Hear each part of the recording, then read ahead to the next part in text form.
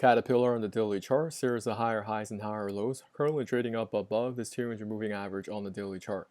We had a pullback last couple of weeks.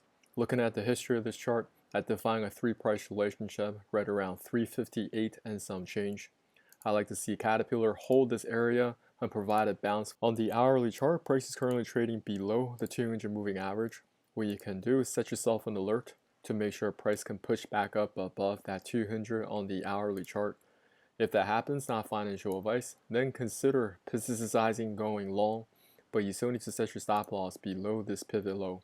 Fundamentals are looking strong. 2021, 50 billion, 2022, 59 billion, 2023, 67 billion.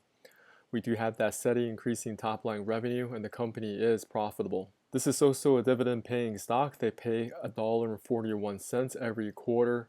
You're looking for something that hold on to long term. Buying stock, collecting dividends, selling covered calls, this may also be a great candidate for you. Hi everyone, John here. I recently put together a PDF on Fibonacci trading. You guys can check out the link in the descriptions below. I'll also put it in the comments.